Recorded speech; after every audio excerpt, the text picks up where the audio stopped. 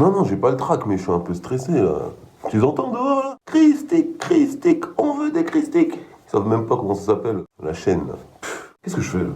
Un mouchoir, c'est pas un truc de maquillage. En plus, je dois parler de The Creator, j'ai rien compris, mon gars. Faut que j'en parle comme si j'avais tout compris. Pourquoi ils veulent pas que je parle de Chicken Run, là? Ça, j'ai compris. Dédé, s'il te plaît, habille-toi, tu peux pas te balader à poil tout le temps. Surtout le jour de la première. Oh, mais au moins un pantalon, wesh. Allez, les mecs, ils vont tout casser, faut que j'y aille. Bon, allez, c'est parti.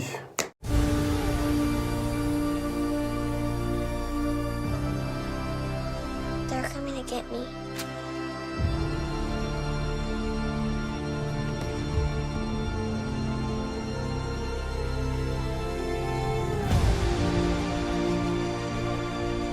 I'm like a bodyguard. I'm getting you out of this.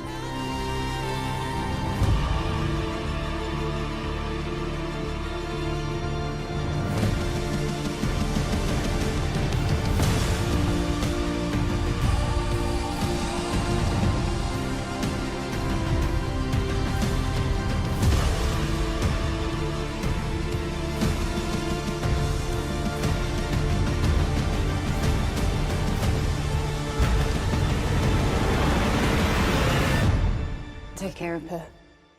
I promise.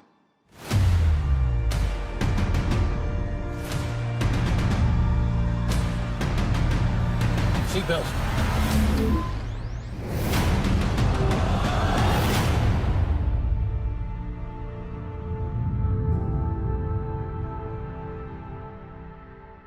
Bonjour et bienvenue dans les Critiques Christiques. Aujourd'hui, on va parler d'un blockbuster très attendu. Enfin, que moi j'attendais. The Creator. Non, Dédé, pas le groupe de métal allemand.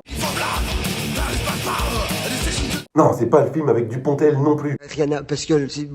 Avec...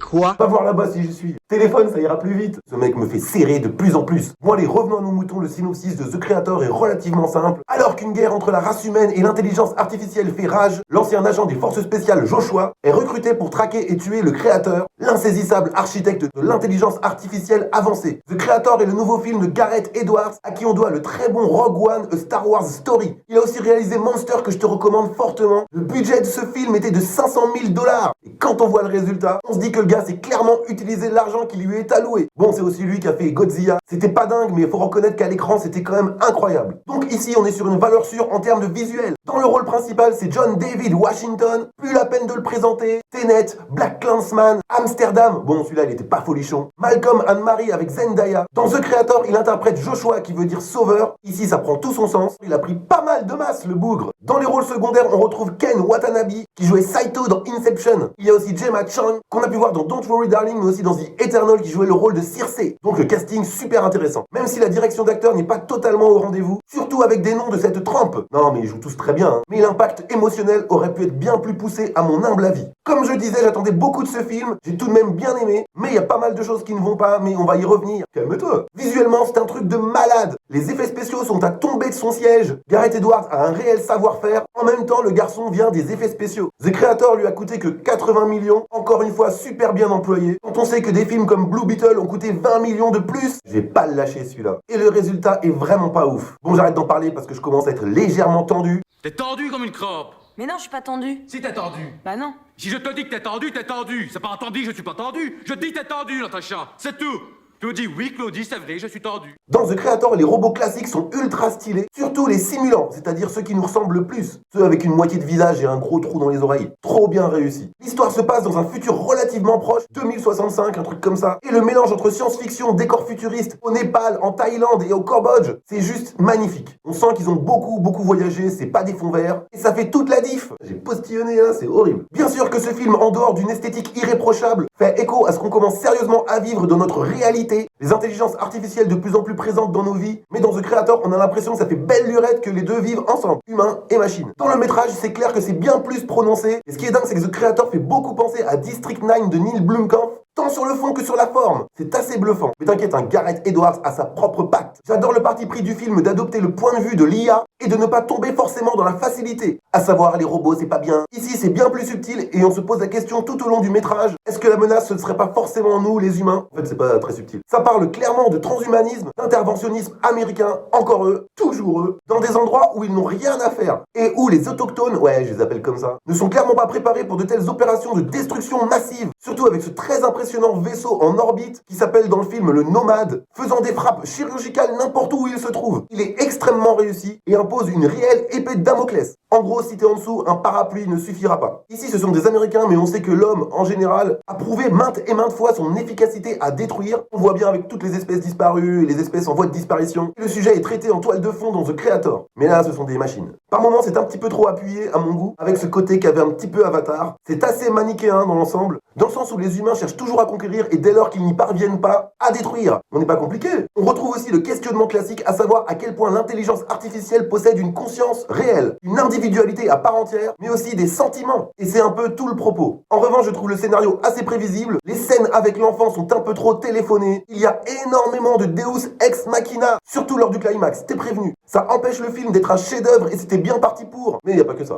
Pareil pour les dialogues, ils sont surexplicatifs. Et vu le talent de réalisation du bonhomme, on aurait pu prioriser la narration visuelle dans des scènes où la surexposition nous prend un peu trop par la main. Sinon, je trouve que Gareth Edwards a su créer une ambiance, un world building assez unique, avec des effets spéciaux très discrets, si bien que les vaisseaux, les robots ont quelque chose de très palpable. C'est très réaliste, même le gros vaisseau là, le Nomade. C'est magnifique, ça mélange science-fiction, technologie futuriste, dans des temples asiatiques à l'ancienne. Le contraste est juste parfait. Il y a aussi beaucoup de plans larges pour montrer l'immensité du paysage et sa magnificence. En même temps, le chef-op, c'est pas un manchot, c'est Greg Fraser qui s'est occupé de Dune de Denis Villeneuve. Pas étonnant qu'on en prenne plein les yeux. Pour ce qui est de la musique, c'est Hans Zimmer qui nous donne droit à quelques fulgurances, même si ce n'est pas son œuvre la plus mémorable. Ah, moi je suis encore sur les Batman de Nolan, Inception et tout tralala, Interstellar. La plupart du temps ça fait un petit peu playlist, mais ça reste très agréable. Sinon, sans rentrer dans les détails, je trouve la fin assez poussive et un tout petit peu trop longue. Le climax est interminable, il y a pas mal d'invraisemblances, mais les scènes d'action finales et la conclusion des arcs narratifs de nos personnages principaux m'ont tout de même satisfait. Pour conclure, The Creator est un super blockbuster très divertissant, malgré pas mal de failles dans l'écriture du scénario et des personnages. Pour une œuvre de cette qualité, c'est assez frustrant. J'aurais tellement voulu que ce soit un film parfait, vu l'ambition du produit. Mais pour moi, ce n'est pas du tout un échec. J'espère qu'il va cartonner quand même. En plus d'être une création originale, dans un monde de ressucés, de réadaptation, de reboot, ça fait super plaisir. On est capable de faire encore du cinéma. The Creator a été fait avec beaucoup de sérieux. On ne se moque pas du tout du spectateur, donc je te le recommande carrément. Avant de partir, je tenais à remercier... Non, j'ai toujours pas de partenaire pour sponsoriser mes vidéos. Arrête de demander. Non, j'ai pas non plus de partenaire dans la vie. Donc je disais, je tenais à remercier les deux amis qui m'ont invité à voir cette séance au cinéma, grâce à qui j'ai passé un super moment, et qui m'ont permis de pouvoir faire cette vidéo à peu près dans les temps. Donc bisous et merci. Pourquoi ils t'ont pas invité, Dédé? Tu sais très bien pourquoi. La dernière fois, tu leur as foutu grave la honte. Ils veulent plus sortir avec toi. Bah oui, quand tu vas au cinéma, tu peux mettre la plus belle des cravates. Si tu viens sans pantalon, ça marche pas. Voilà, c'est tout pour moi. J'espère que tu as apprécié cette vidéo. N'hésite pas à laisser un pouce bleu, un commentaire. Je le dis jamais, mais c'est super important de le faire, car ça fait marcher l'algorithme de YouTube et ça met plus en avant mes vidéos. Ça coûte rien et moi, ça m'aide beaucoup. Je sais que tu peux le faire. Crois en toi. Active la cloche pour être tenu au courant des prochaines news, critiques, avis express, etc. Partage ma vidéo sans modération. Le partage, c'est toujours une bonne chose dans la vie. Par exemple, moi je partage mon appart avec Dédé et c'est pas facile tous les jours. Laisse-moi un don Tipeee à partir d'1 € via le lien sous la vidéo. Enfin, suis-moi sur tous mes réseaux, TikTok, Facebook, YouTube, Instagram, Twitter. Et moi je te dis à très bientôt pour de nouvelles critiques christiques.